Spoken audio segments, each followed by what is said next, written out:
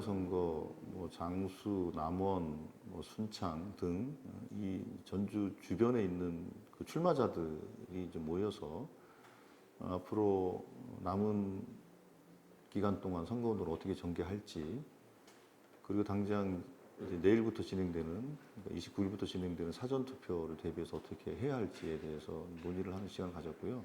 특별히 전라북도지사 선거와 관련해서 우리 후보를 중심으로 해서 어떻게 승리할 것인가, 그 관련된 내용을 공유하고 함께 의지를 모으는 그런 시간을 가졌습니다.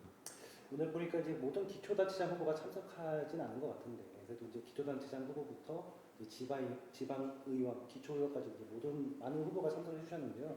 뭐 특별히 후보들에게 좀 당부하신 말씀 같은 게 좀 있으셨을까요? 예, 일단은 그 현직 지사가, 민주당 소속의 현직 지사가 그 경선 과정에서 낙마하게 되는, 사실 그 초유의 상황이 벌어진 거 아닙니까? 그 초유의 상황이라는 게 무슨 뭐 아무 이유 없이 컷오프를 한 것은 아니고, 현금을 살포하는 현장이 CCTV로 찍히고, 그로 인해서 그분을 경선 후보로 계속 유지하는 것이 적절하지 않다라는 그런 민주당의 판단이 있었기 때문에 그런 조치를 하게 된 것인데, 이거에 대해서 전라북도 도민들이나 우리 당원들의 이 당혹감이라는 게 있다고 생각합니다.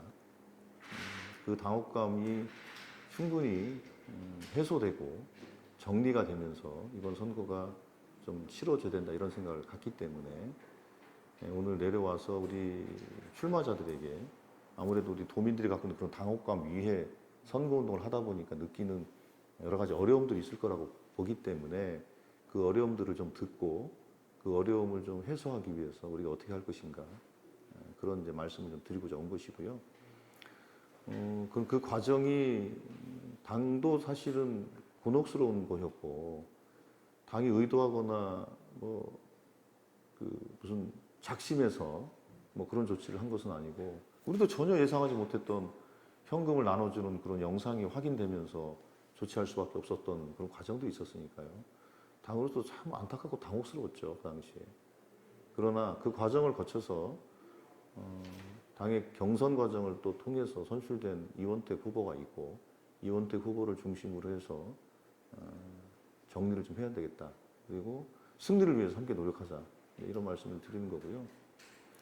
결국 그 민주당의 후보가 당선되어야 대통령과 함께 호흡을 맞추고 전라북도의 여러 현안들을 해결하는 데도 훨씬 더 힘있게 나아갈 수 있을 것이다.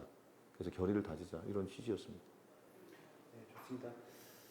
지금 이제 돌아가는 판세가 현재 이제 이게 지역에서 느끼는 또 민심이나 이제 그 여론이 좀 있을 것이고, 우리 이제 중앙당에서는 현재 그 전북도지사 판세를 좀 어떻게 좀 보고 계시는지 좀 궁금하거든요. 예, 그 제가 그 선거대책위원회 총괄선대본부장으로서 매일 기자간담회를 하고 있는데, 그때마다 전국의 6군데의 경합지역, 또 접전지역을 얘기를 했는데, 그중에 전북도 저희들은 접전지역으로 분리를 현재 하고 있습니다.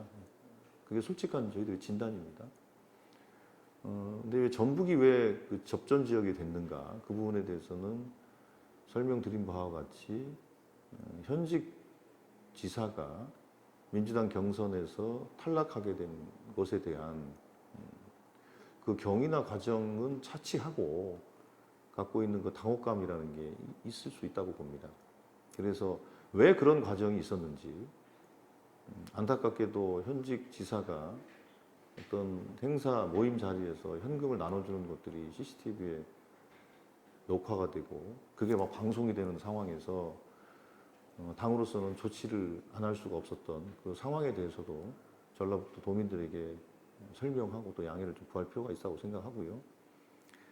그리고 나아가서 그러니까 대통령께 무소속 출마를 상의 드렸다고 하는 그 뭐 말 혹은 그 뉘앙스, 그런 것들이 전혀 사실과 다르다라는 청와대 해명이 2차례나 나오지 않았습니까?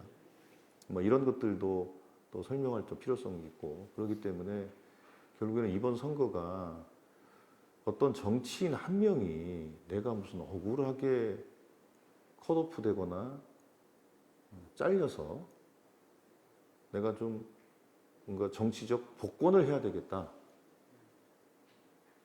이런 선거가 아니라 대통령과 4년 동안 호흡을 맞추면서 전라북도의 다양한 현안들을 어떻게 하면 해결해 낼 것인가를 서로 고민하고 토론하고 대안을 모색하는 선거가 돼야 되지 않겠습니까?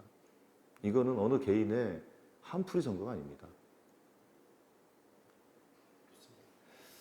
그렇다면 우리 전북도지사 후보로는 이원택 후보가 왜 돼야 되는지 이거 좀 한 말씀 간단히 들어볼 수 있을까요? 예, 뭐 이현택 후보는 우리 당의 그 정당한 절차를 통해서 선출된 후보입니다. 후보이고 민주당의 후보가 될 때 그 당연히 민주당이라는 집권당, 여당의 든든한 이제 뒷받침을 또 받을 수 있을 것이고, 그리고 그 대통령도 민주당 소속 아니겠습니까? 그래서 대통령과 여당의 든든한 뒷받침을 받을 수 있는 후보, 민주당 후보입니다.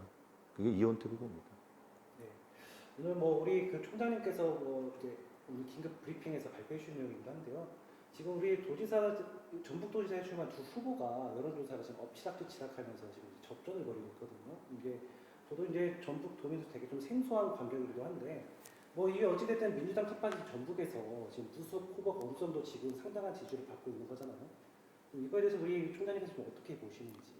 뭐 그거는 두 가지가 혼재되어 있다고 생각합니다. 어쨌든 현직 도지사라는 현직 프리미엄이라는 것도 있습니다. 이게 전라북도가 아니더라도 현재 그 다른 지역의 현직 단체장들의 경우에도 상당한 나름대로 이제 지지 기반을 가지고 하고 있거든요. 그런 측면을 고려했을 때 현직 지사라는 측면이 하나가 있는 것이고요. 두 번째로는 당의 공천에서 탈락하게 된 과정. 그러니까 뭐 정확하게는 당에서 징계 제명된 겁니다. 예. 뭐 식사 자리에서 현금을 나눠준 문제 때문에 징계 제명됐기 때문에 당의 후보가 되지 못한 겁니다. 그래서 무소속 출마한 거거든요.